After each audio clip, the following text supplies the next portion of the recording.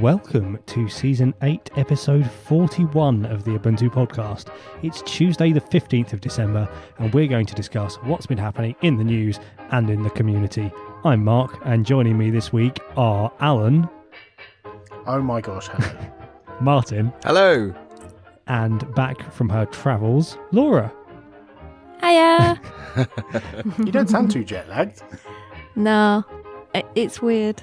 Oh dear, could things suddenly take a turn for the worse during the show? Yeah, I've got a glass of wine and an hour and a half sleep, so Perfect. I think we're good. Maybe we should get on with it. Yeah. Okay.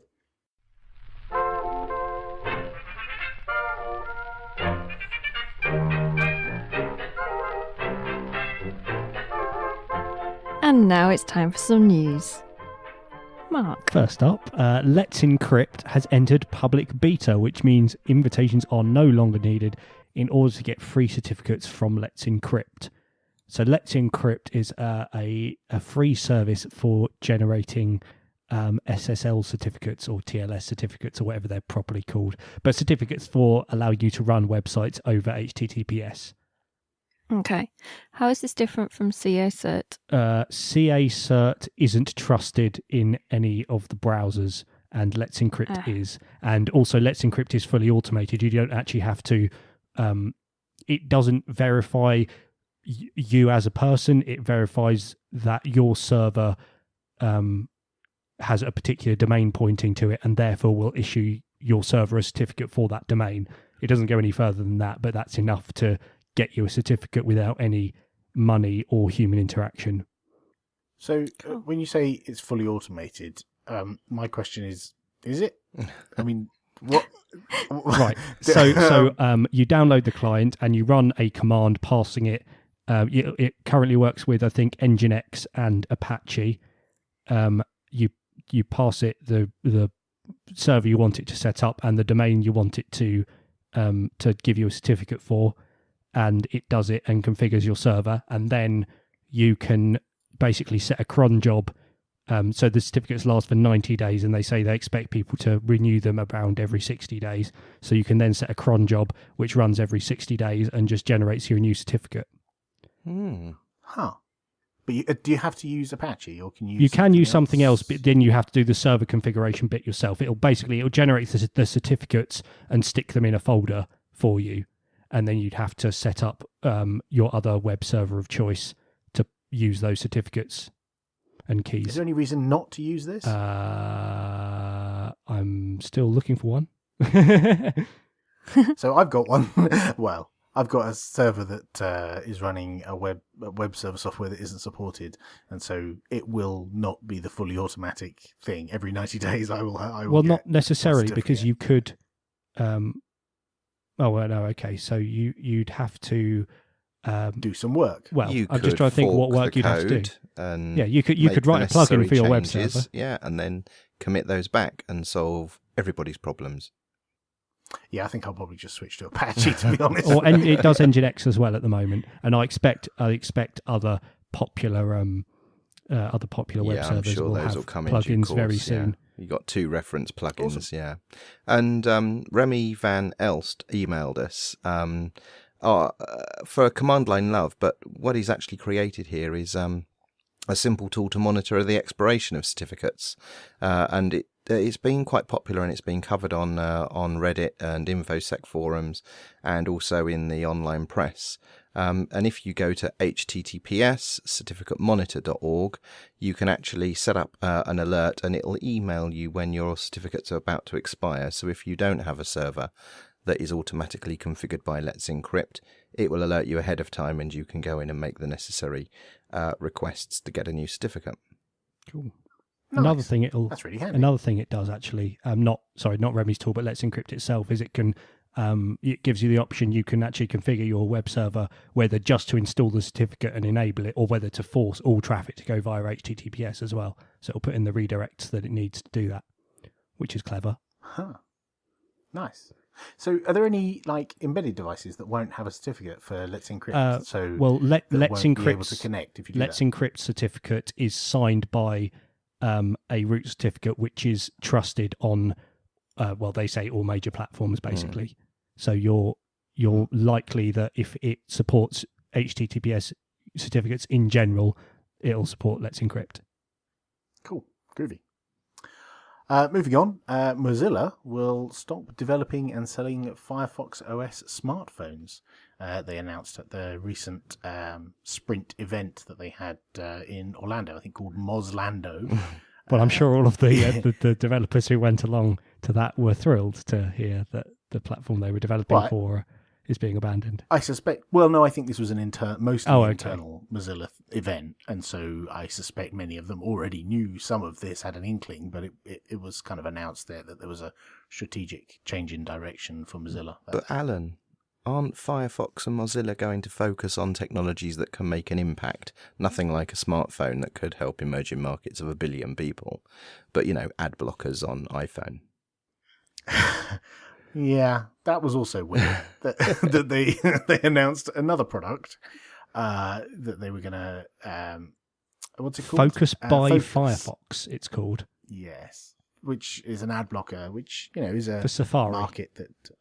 Yes, currently only for Safari, but possibly other browsers may be supported in the future. It's an interesting change of direction, but if you take a step back and look at their mission, I guess it falls somewhere under the vast umbrella of their mission of making the web open and safe and all that case. Is it really? Yeah.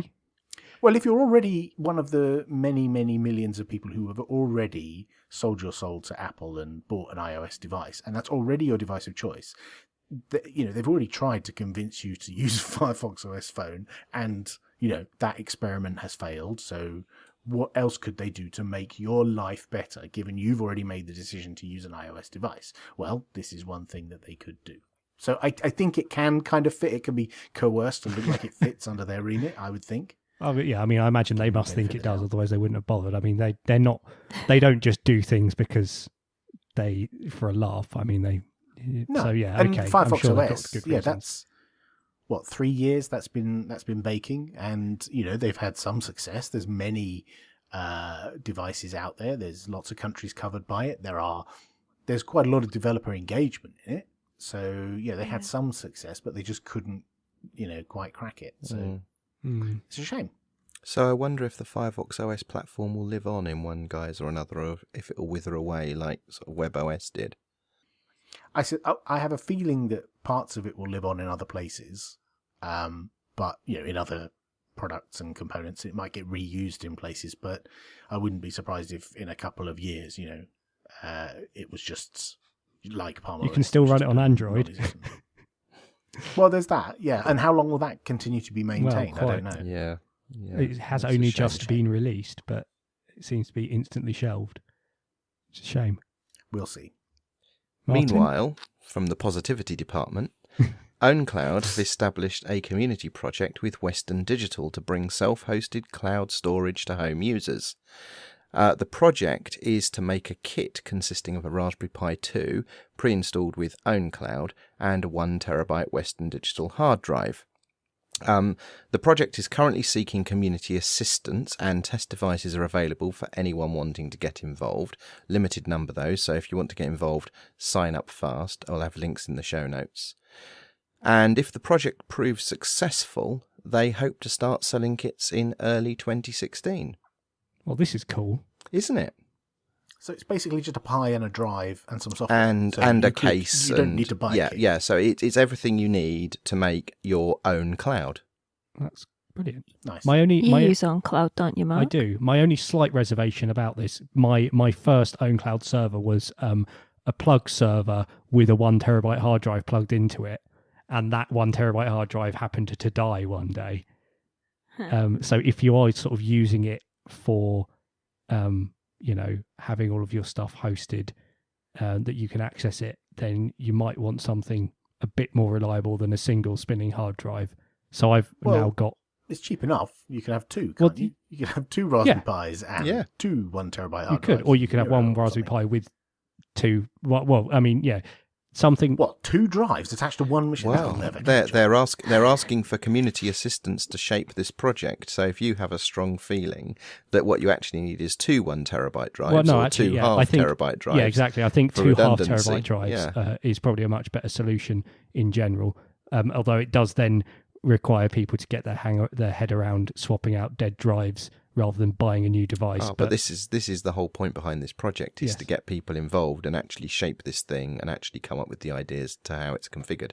Mark, maybe sounds I should like sign up. Yeah, I think you should. I think you should. So Pi 2 running an Ubuntu server with ZFS 1604 with ZFS, and you could do the whole pooling thing and pull a drive out when that could be quite a nice little project. I think come back to that in a few months' time, or maybe in a year's time, and might well be a nice little home device. And moving on. Well, before we do, rumour has it that Western Digital have been reaching out to other open source projects as well, and they're looking to make other projects based around the Raspberry Pi 2. So watch this space.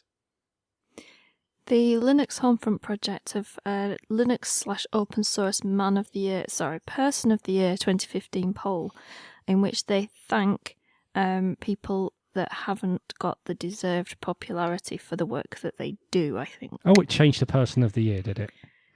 Yeah, when they realised they weren't all men. The WordPress slug is still Man of the Year, revealing what the original title was.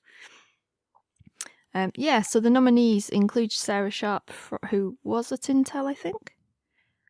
Still is at Intel, yes. Just still not currently maintaining Linux. Oh, right, yeah, still at Intel, not doing the...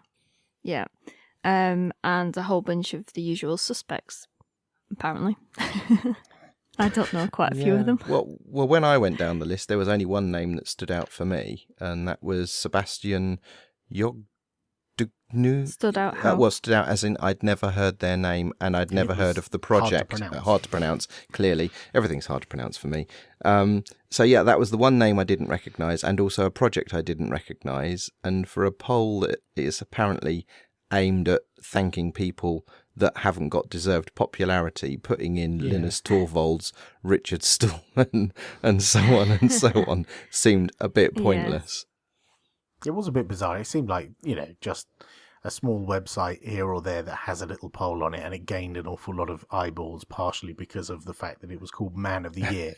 I think if this was on any other blog anywhere in the world and was not called Man of the Year with a woman listed halfway down it, nobody would give a toss. But because it did, people are now looking at this. Non-news, let's move on. Sorry, that's me. Jim Killock, Executive Director of the Open Rights Group, has launched an Indiegogo crowdfunder to campaign against mass surveillance in the UK. He's seeking £20,000 to challenge the Investigatory Powers Bill. And I've backed it. Yes, I should back that as well. They've got up to 6,500 in 6 days, which is 32% of the goal. And 24 days. 24 days. So £1,000 a day they're on track to complete, which hopefully they will. And this is to ensure that surveillance is only done on people who are actually suspected of doing something wrong, as opposed to everybody. Yes, and to sort of fight this bill publicly by making appearances in the mass media in the UK in order to raise awareness about this and what it means for the everyday person, and making it understandable in terms that my mum and dad can get their heads around and things like that. Yes, unfortunately, lobbying against stuff like this does cost quite a lot of money, and it's got to come from somewhere.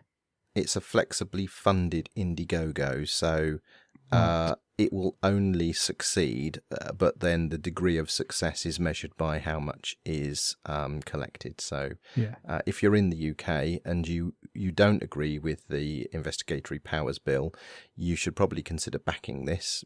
It's that time of the year when we all think about charities and things we want to support. Maybe this year, if you're into open source and free culture, this is something you might want to put a couple of quid towards. And if you're in the UK and you do agree with the Investigatory Powers Bill, I suggest you go and read the Open Rights Group website. Yes. I thought you were going to say leave the UK for a minute there. If you're in the UK and you agree with this, get out. All that.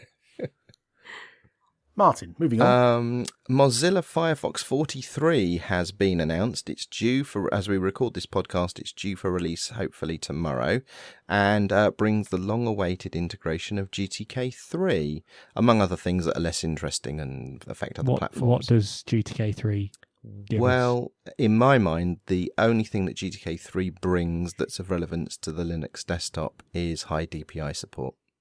Oh, okay. That's good because, the high DPI support in Firefox is interesting. It's So lacking. High DPI.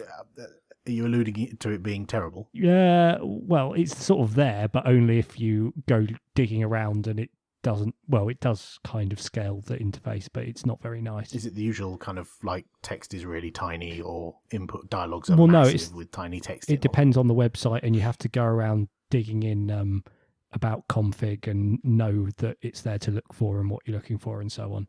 And it's a really... Sorry, Laura?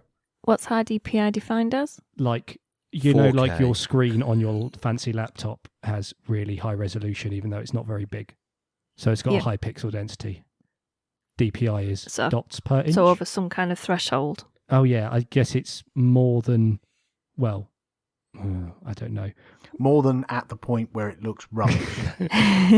That seems to be the definition, because people it's like this vague hand wavy. I'm sure there is, like, the Apple fans have got their branded like Retina display, so it's that kind of thing. It's like, anything that's higher than full HD on a reasonable size screen. And what does GTK do to make? I mean, why doesn't that work? Or why scaling it, so you end up with, if you've got a really super high resolution display, then you can end up with tiny text or dialogues that are really hard to hit because they're really small, and fields that it's really hard to see what you're typing in, and they don't scale properly. And there are not many platforms that do very well, to be honest. And GTK3 has that scaling built in, including sort of pixel doubling in a nice sort of anti-aliased fashion. Mm-hmm. Yes. Right. So, I think that might be... Shall we move on? Yeah, I think that might be all the news we have time for.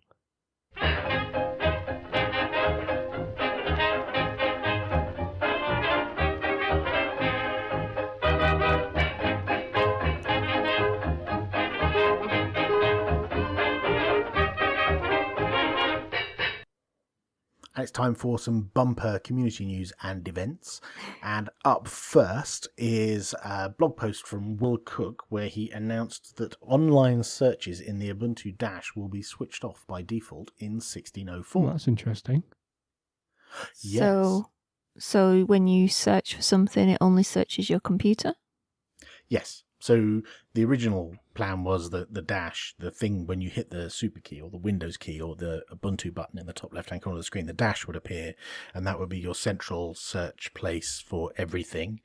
And some people don't like that. They would rather it didn't send any key presses online anywhere and would rather it stayed locally unless you opt in. And 1604 has been changed so that that will be the case. It will be a local only in 1604 for a default install.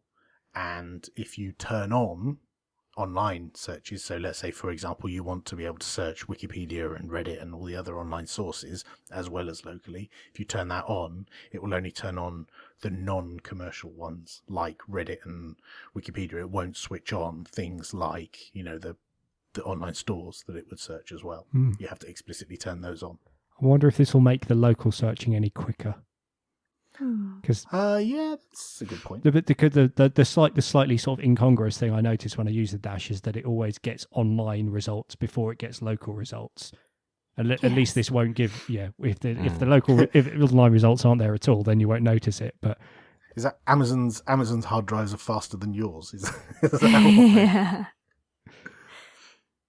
So yeah, that landed as we're recording this, Tuesday 15th. It landed today. Oh really? Oh, that's soon. Okay. Yeah.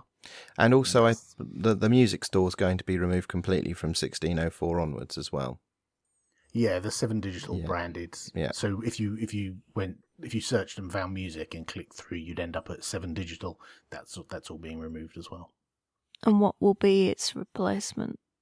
there won't be a replacement. There isn't a plan to replace the music store on 1604 with anything else.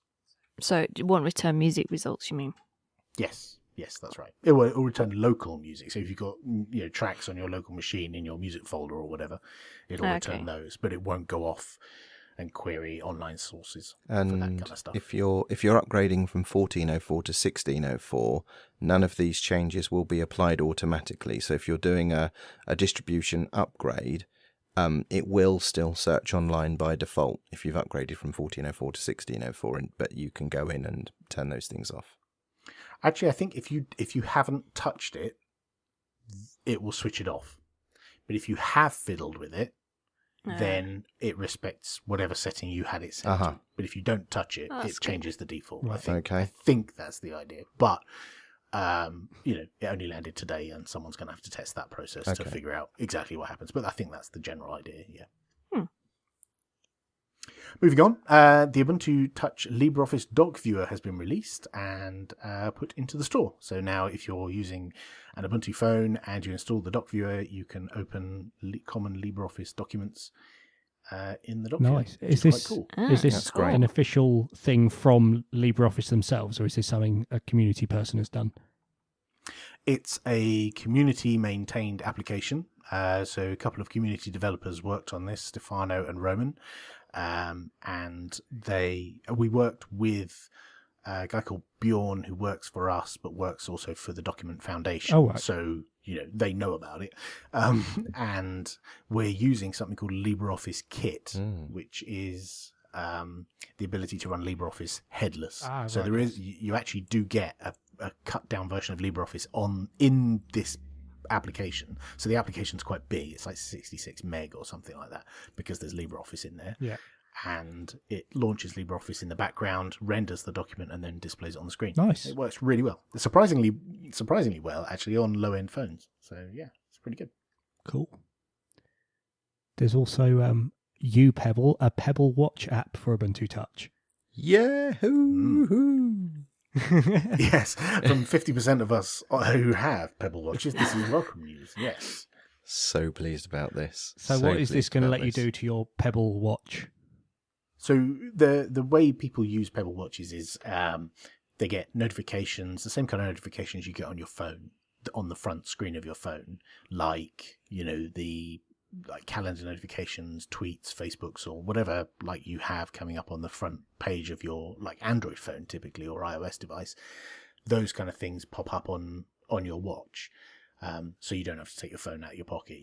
Your wrist vibrates and you just look at your watch and there you see the notification. But it also it's a bit richer than that. It's got stuff like you can reply, or you can force the app to open on the phone so you can then reply on the phone later, or you can even, I think in some apps you can reply via audio message through, because the watch actually has a microphone on it, so you can do your Dick Tracy calling all cars straight into your watch. And I think that's the only feature that I use on the Android integration that isn't present in this initial version of UPebble for the Ubuntu Touch, but all of the other interactions with notifications appears to be there, so I'm really pleased about this.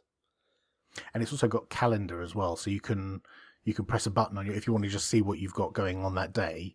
In the morning, you just press one button on your phone and you can scroll down through all of your meetings or events or birthdays or whatever stuff you've got that day.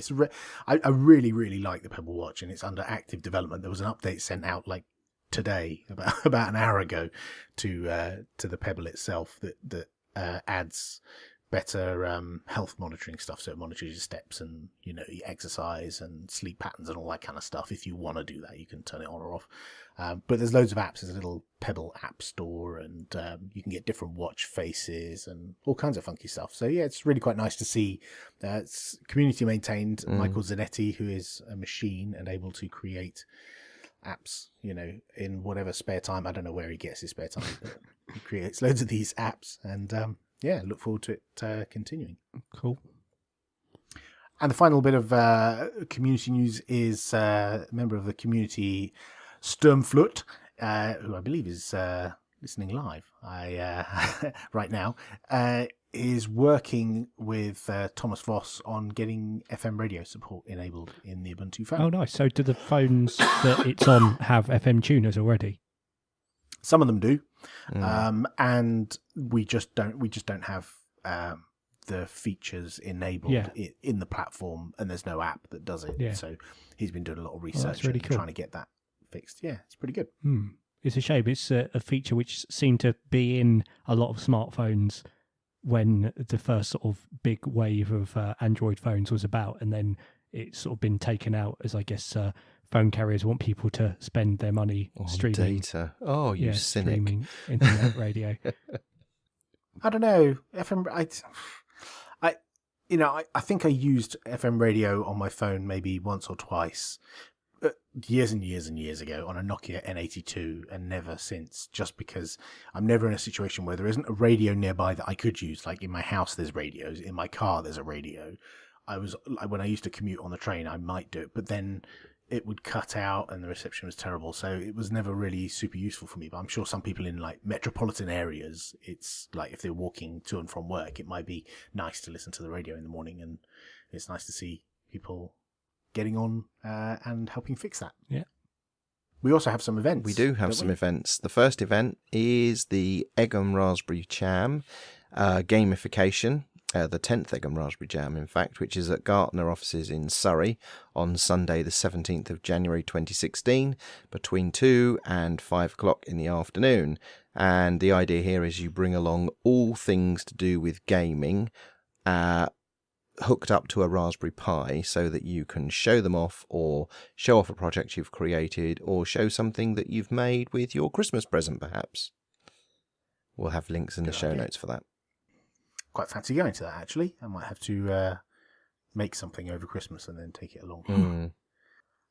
We also have an event on January 21st to the 24th, Scale 14X, which is at Pasadena Convention Center, California. And I'm going, yay! It's the largest community-run open source and free software conference in North America, and attached to it is an UbuCon Summit, which we'll link to a blog post with more details about. It's a bit like a UDS, but without the development planning stuff, more of the workshops and sessions and community conversations and stuff. I'll link to a blog post about that. Cool.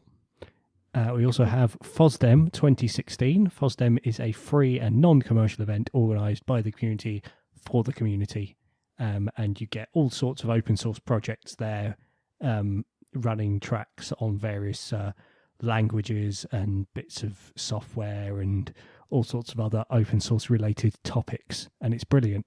And it's in Belgium, so they have nice beer. Yes, it's good as FOSDEM. Yeah. Are you going? No, I've used up all my holiday. Oh yeah. That is in Brussels in Belgium from the 30th to the 31st of January, and there's usually lots of sort of fringe events going on around it during the run-up as well. That's over a weekend. Cool.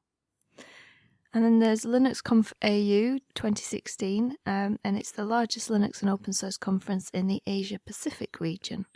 And it's in Geelong in Victoria, Australia, between the 1st and 5th of February at Deakin University's Waterfront campus. Has anyone been to that? No, it's one I've always wanted to go to, though. There's like it's one I've always wanted to send Martin. Nick, who helped us out while Laura was away, is going because he lives in Geelong. Oh wow, well, that's convenient, isn't it? Yeah, yes. Isn't it? And finally, we've got DevConf CZ 2016, which is a free annual developer conference for all Linux and JBoss community developers, admins, and Linux users. It's organised by Red Hat Czech Republic in cooperation with the Fedora and JBoss communities. And it's in Brno, the Czech Republic, from February the 5th to the 7th, 2016. Cool. Lots of events. Yeah. And that's all of the community news and events. We love getting your feedback, so please send it to us. Even the pointlessly mean stuff makes us laugh. If it's short, tweet us on @Ubuntu Podcast. If it's less short, but please no essays, email us on show@ubuntupodcast.org. If you'd like to discuss some of the things we talk about with other listeners, post on our shiny new subreddit at reddit.com/r/Ubuntu podcast, or you can just leave a comment on the relevant show notes on our website, ubuntupodcast.org. That's all for episode 41. We'll be back next week for the last show of the season, where we'll be making our predictions for 2016 and seeing how wrong we were about our predictions for 2015. Yes, He's and got also some thinking. community people. yeah. Some of our listeners mentioned some as well. We'll have to go over some of those as well. Cool. Well, hope anyone who was listening live to this experimental live episode enjoyed it. And heard it. Yes, and keep listening as well for the next Oh, one. yeah, do. which, yeah, goes Yeah. out. Yes, soon. Shortly. Bye. Bye. Bye.